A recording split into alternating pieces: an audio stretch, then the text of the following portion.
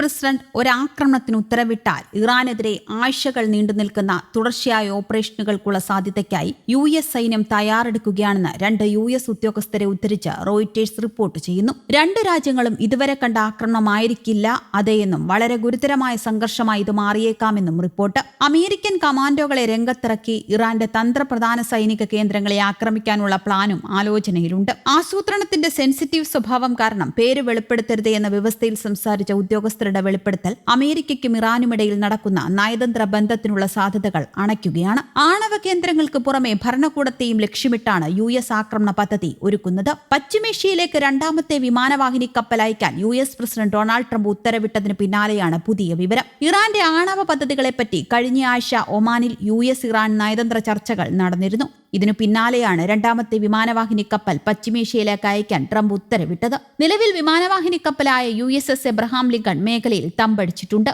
ഇതിനൊപ്പം വിമാനവാഹിനി കപ്പലായ USS Gerald R ഫോർഡും Gulf മേഖലയിലേക്ക് തിരിച്ചിട്ടുണ്ട്. നേരത്തെ ഇറാനെതിരെ വ്യോമാക്രമണം നടത്തിയപ്പോഴും 2 വിമാനവാഹിനി കപ്പലുകൾ മധ്യേഷ്യയിലേക്ക് അയച്ചിരുന്നു. മധ്യേഷ്യയിലേക്ക് ട്രംപ് ഇതിനിടെ 2ാം അർമാഡ അയക്കുകയും ചെയ്തു. Qatar, Iraq, Bahrain, Kuwait, Jordan എന്നിവിടങ്ങളിലെ USന്റെ സേനാതാവളങ്ങൾ പെന്റഗൺ ശക്തമാക്കിയെന്നും റിപ്പോർട്ടിൽ പറയുന്നു. ആണവ ഡീലിന് ഇറാൻ വഴങ്ങണമെന്നും അല്ലാത്തപക്ഷം ഗുരുതര പ്രത്യാഘാതമുണ്ടാക്കുമെന്നും ട്രംപ് മുന്നറിയിപ്പ് നൽകിയിട്ടുണ്ട്. എന്നാൽ ഇറാന്റെ പരമാധികാരത്തെ വെല്ലുവിളിക്കാൻ ആരെയും അനുവദിക്കില്ല എന്ന നിലപാടിലാണ് ഇറാനിയൻ ഭരണകൂടം. ആക്രമിക്കാനാണ് അമേരിക്കയുടെ പദ്ധതിയെങ്കിൽ അതേ നാണയത്തിൽ തിരിച്ചടിക്കുമെന്നും ഇറാൻ വ്യക്തമാക്കിയിട്ടുണ്ട്. മധ്യേഷ്യയിലെ USന്റെ സൈനിക താവളങ്ങളായിരിക്കും ഇറാൻ ഉന്നവയ്ക്കുക. കഴിഞ്ഞ വർഷം സംഘർഷമുണ്ടായപ്പോൾ ഖത്തറിലെ താവളത്തിന് നേരെ ഇറാൻ ആക്രമണം നടത്തിയിരുന്നു. ഇനിയൊരു യുദ്ധത്തിനാണ് അമേരിക്ക ശ്രമിക്കുന്നത് എങ്കിൽ അത് സ്ഥിതി കൂടുതൽ വഷളാക്കുമെന്നും മധ്യേഷ്യയിലാകെ പടരുമെന്നും ഇറാൻ മുന്നറിയിപ്പ് നൽകിയിട്ടുണ്ട്.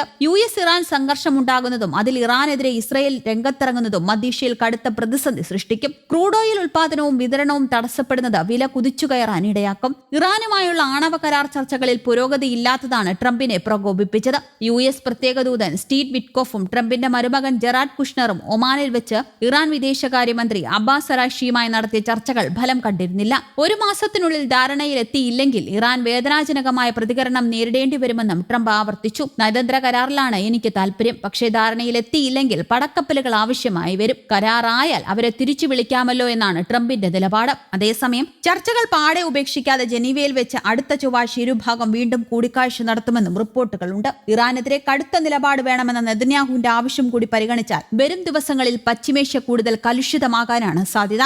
US പ്രത്യേക ദൂതൻ ഇറാൻ വിദേശകാര്യമന്ത്രിയുമായി ഒമാനിൽ നടത്തിയ ചർച്ചകളിൽ കാര്യമായ പുരോഗതി ഉണ്ടായിരുന്നില്ല. 1 മാസത്തിനുള്ളിൽ കരാറിലെത്താൻ കഴിഞ്ഞില്ലെങ്കിൽ പ്രതികരണം ഉണ്ടാവുമെന്നാണ് ട്രംപ് പറഞ്ഞിരിക്കുന്നത്. ഇറാനിലെ ഭരണകൂടത്തിനെതിരായുണ്ടായ പ്രതിഷേധത്തിൽ ആയിരക്കണക്കിന് പൗരന്മാർ കൊല്ലപ്പെട്ട സംഭവത്തെക്കുറിച്ച് അന്വേഷിക്കാൻ സർക്കാർ കമ്മീഷനെ നിയോഗിക്കുമെന്നും ഇറാൻ പറഞ്ഞു. സർക്കാരിന്റെ വിവിധ ഏജൻസികളിൽ നിന്നുള്ള പ്രതിനിധികളെ ഉൾപ്പെടുത്തും വസ്തുതാസമിതി രൂപീകരിച്ചിട്ടുണ്ടെന്നും അവർ വിവരങ്ങൾ ശേഖരിക്കുകയാണെന്നും സർക്കാർ വക്താവ് പറഞ്ഞു. വെള്ളിയാഴ്ചയാണ് ഇറാൻ സർക്കാർ വക്താവ് ഫത്തേമേഫ് മോഹ്ജറാനി ISNAയോട് ഇക്കാര്യം വെളിപ്പെടുത്തിയത്. അതേസമയം പ്രതിഷേധത്തെ നയിച്ച സാമ്പത്തികമായ കാരണങ്ങളെക്കുറിച്ച് മാത്രമാണോ കമ്മീഷൻ അന്വേഷണം നടത്തുക എന്നത് സംബന്ധിച്ച് വ്യക്തതയില്ല. ആളുകളുടെ മരണത്തെക്കുറിച്ച് അന്വേഷിക്കുമോ എന്ന ചോദ്യത്തോട് അദ്ദേഹം പ്രതികരിച്ചില്ല എന്നാണ് report. News desk Kerala Kaumudi.